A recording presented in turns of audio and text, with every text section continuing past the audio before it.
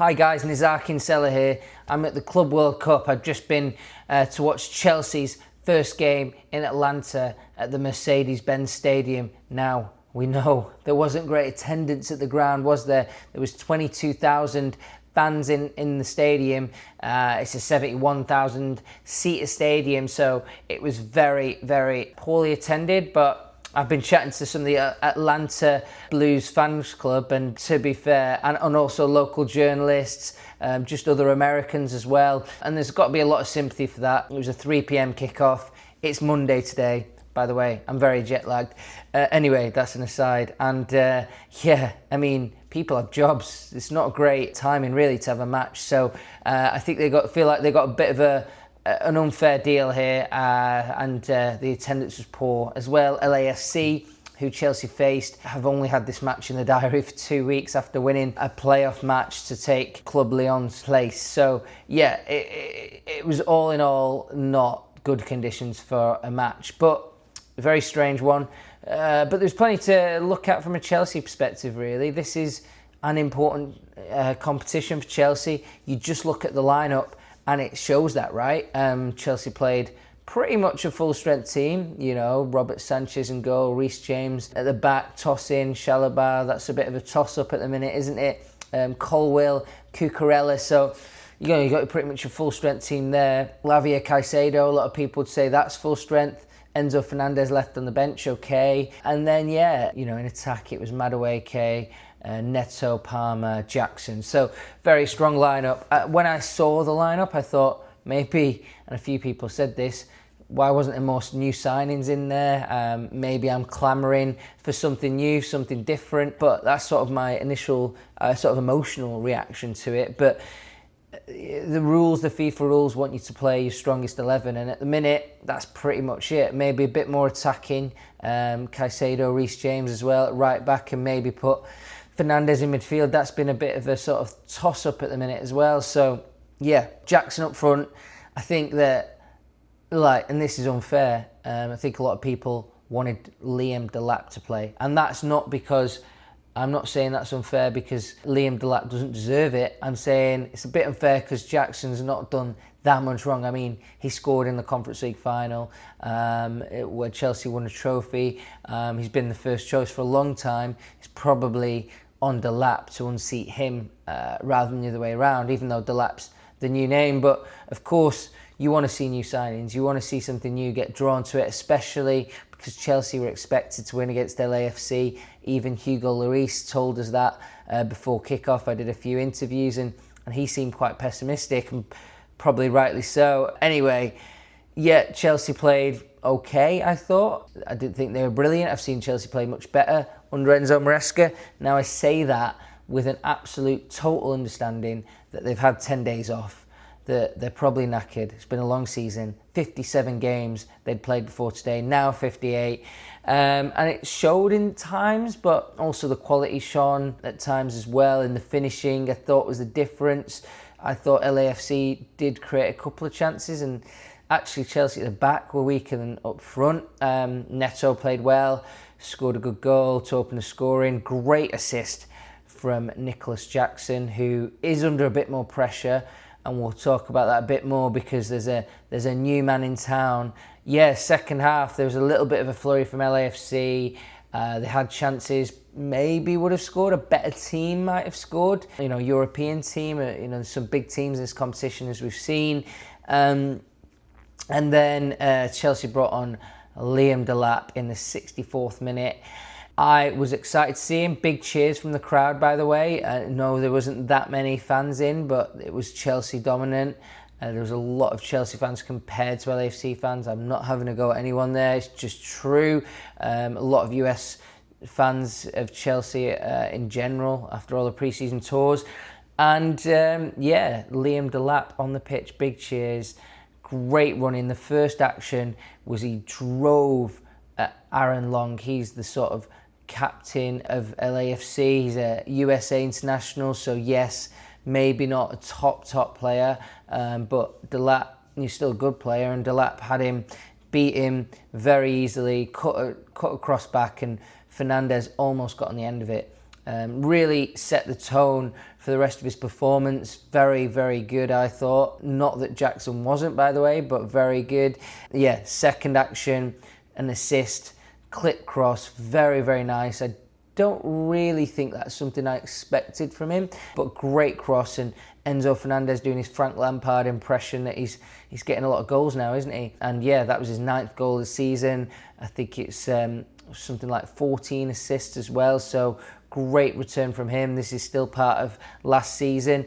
And Delap was sort of using that running power just like he did it with Ipswich against great opposition, including Chelsea, where he was excellent. And yeah, he again almost set up a goal for Pedro Neto late on. He hit the bar, could have been a second goal for him. So are them two going to build up a partnership?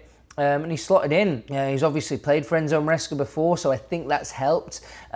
Levi Colwill was talking to us after the match, and he said he knows the system. He feels like he's adapting quickly. I expect him to adapt quickly. He knows the Premier League. He knows Chelsea. He knows Maresca. I mean, it's not going to be straight away, but it's going to be a shorter adaptation period, perhaps because of that. He'll fit the culture. He's played with Lavia and Parma before as well, and with Man City. Scored 24 goals as they won Premier League 2 in 2021. And yeah, he knows how to do what Maresca wants him to do. It's more about learning about his teammates now. And yeah, I think he did well. He probably, and I think he said it in his post-match interview, he's disappointed he didn't score. I mean, he wasn't on the pitch that long, but yeah, he'll want a goal. He'll want to get that monkey off his back. I'm not saying it's on his back yet, but it could be if he doesn't get a goal soon. And yeah, I think Maresca was very positive about his debut. He was positive about him before the match. He said, I think he can be England's number 9, next number 9, you know, and really become, he didn't just say he thinks he knows that he will be. That's sort of how strong he was going.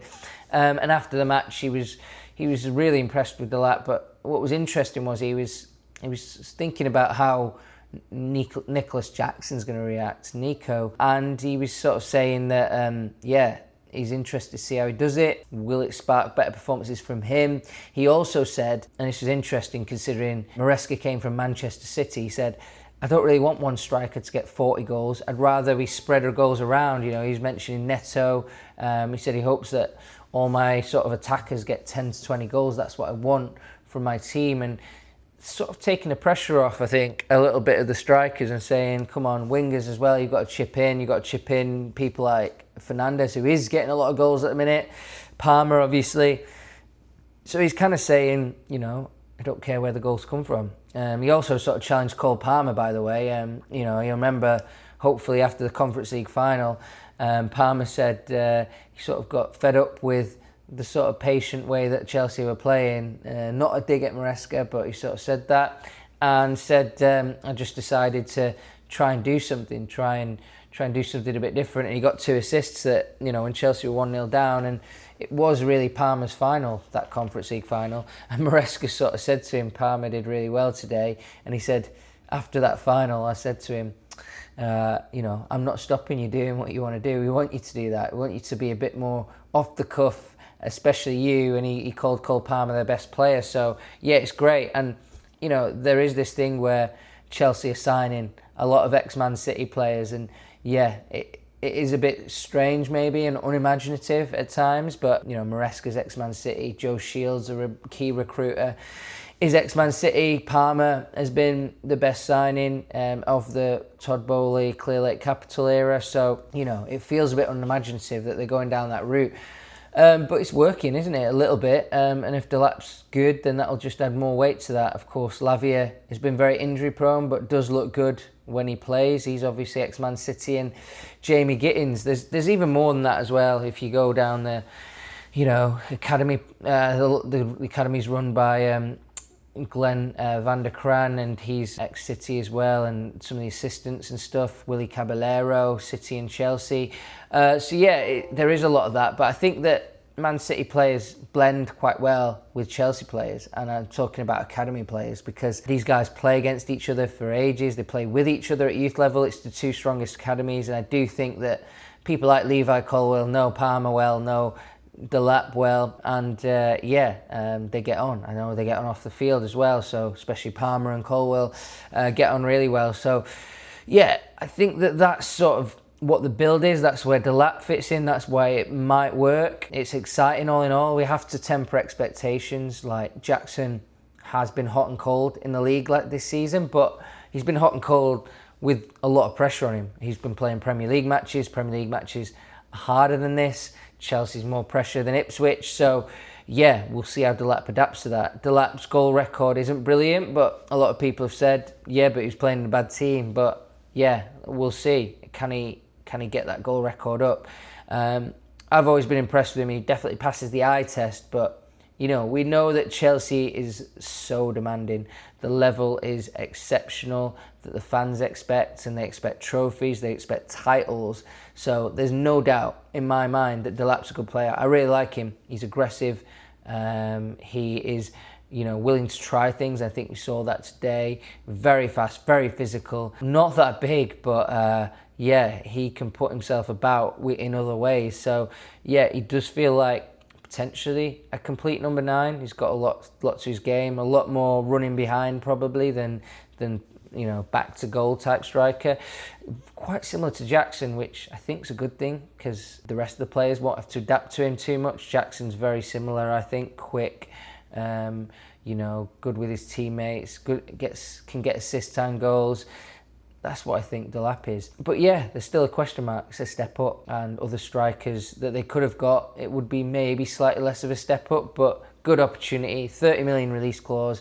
Other teams wanted him, including Man United, and they've got him in. So yeah, admired by a lot of the Premier League, Delap, and Chelsea should be thankful to have him. That's my sort of review of the debut. I don't want to go overboard. Dario Asugo debuted. It was a very short appearance, so yeah, I want to reserve judgment on him, and maybe in future videos we can say a bit more about him. But yeah, he came on for Moises Caicedo. That's a substitution I think we'll see a lot of this season, because Caicedo played too much, in my opinion, this season. All 38 games, started and barely substituted late often when he was. So yeah, Caicedo played a lot, and in the cups as well. So yeah, that's something we'll see a lot more of. We've still yet to see Andre Santos back from loan on Strasbourg, so yeah, I'll keep an eye on that. And yeah, Chelsea next up, Flamengo. It's a much harder opposition. Flamengo, still not Premier League quality, I'd say. Maybe I'm being harsh, sorry to any Brazilians watching.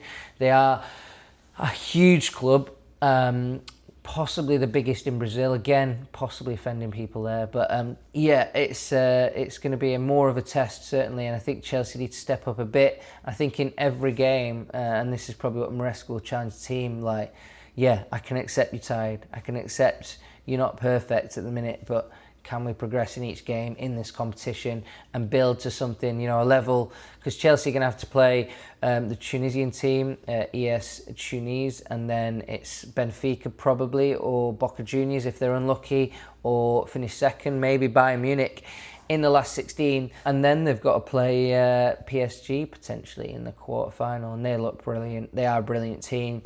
So yeah, there's a lot at this tournament. There's a lot to go at. So I'll be following it. I'm flying to Philadelphia tomorrow. I'm very tired. I'm jet lagged. But yeah, shout out to the Atlanta fan group here. I met a few of those guys after the game. Shout out to the London is Blue podcast guys. Absolute amazing mates of mine, Nick and Dan. I've been too tired to enjoy myself too much, but great to see those guys. And yeah, we're off to Philadelphia tomorrow. A city I know well, Chelsea know well, a bit like Atlanta. They spend a lot of time in these two cities, so yeah, it'll be interesting. I think there'll be a better crowd, it'll be a better game, tougher game as well in Philadelphia. So yeah, and a lot of Brazilians I expect, because I've covered World Cups as well, international World Cups, not club World Cups. And Brazilian fans always turn out great. They're great supporters. They love this competition. Europeans are a bit more sceptical, so not too many English Chelsea fans here. A lot more American Chelsea fans. So yeah, it's going to be a challenge. I'll be watching it. I'll be watching more of Delap. Maybe he'll start that game. But this is my review. First review of Delap, the first steps in Chelsea Football Club. Please keep following me. Like the video. Help support my channel. Help support my journalism. And yeah, read my stuff as well online on the BBC. Great to speak to you. Take care. Bye. Subscribe to Bridge Briefing with Nizaar Kinsella.